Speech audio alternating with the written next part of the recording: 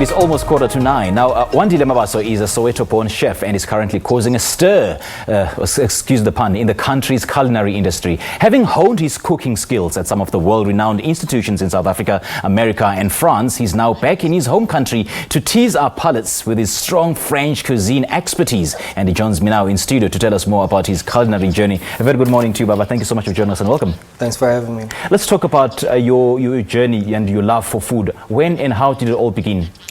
I always say it started at a young age, cooking at home, trying to imitate mother's cooking, watching people make fish and chips, just wondering how that happens, and why certain things taste the way they do. And from then, by the age of 15, started cooking even more. And by 19, when you have to choose a profession, it became serious. And then we started cooking professionally. Okay. Now, you specialize in French cuisine, I do understand. What is so appealing about the food from that side of the hemisphere? I mean, the cuisine is refined. Obviously, the ingredients we use worldwide are the same everywhere. It's just different techniques and the approach that you use to cook them. And I think the French have been doing it for a long time, to a point where they actually refined it. And if you go to culinary schools worldwide or locally, even in America, you'll find that the module for teaching people is actually French. The way the kitchen is structured, the way food is looked at, the terms that are in the kitchen, the word itself, chef, is actually a French word. Oh, so okay. it appealed to me because it's the most advanced cuisine, and it's the cuisine that's actually refined cooking worldwide. Oh, okay. Tell me, what is it in particular about the French cuisine that you're attracted to? I think obviously the approach, the techniques that they use the best ingredients, which matters a lot for chefs, and it's just expressiveness in the cooking and the plating, and it's just an upmarket, high-end kind of level of cuisine. And you've had the opportunity, of trying your culinary skills in some of the top establishments in the world. How has that helped shape your view of South African cuisine? Well, obviously, working overseas in probably the best establishments with the best chefs, obviously it elevates your cooking skills, and as well it makes you more confident. It makes you confident about cooking. So when you come back to South Africa and you look at the way people eat, you're confident enough to challenge that, and you're confident enough to add value to what we already have here. And I think that's what I've been doing since I've been back. Today is Father's Day, and it'll be Father's Day lunches galore. Talk to me what you would define as a perfect dish.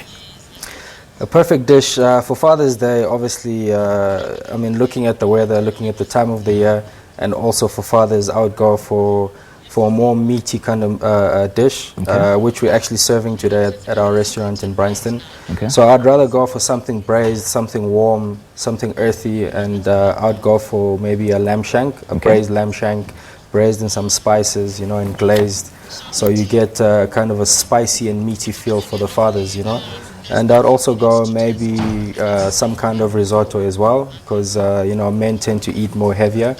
And I think that kind of food is comforting, and it speaks to the soul, and it speaks to the weather, and it speaks to the men in general. So I think that's the best dish for today.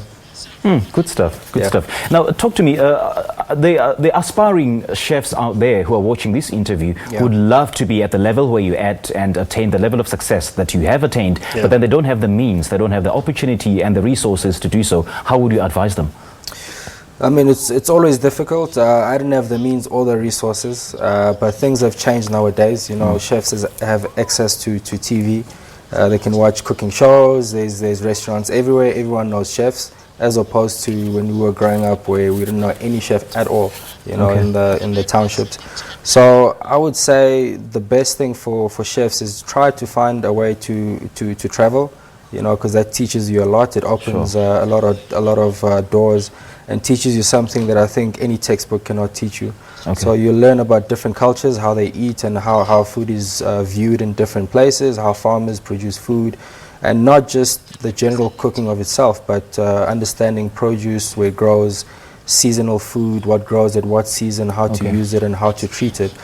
And once spend 6 months to a year outside, preferably in Europe, you can go to Asia, and then come back. And when you come back, you'll view things different. And just don't worry about the money yet. Just try and find the best place where you can train and just hone your skills. Sure. Up until you have enough skills to actually determine how much you're worth. Geez, man, that's so inspirational. Yeah. Thank you so much for your time, man, and Thanks. all the best.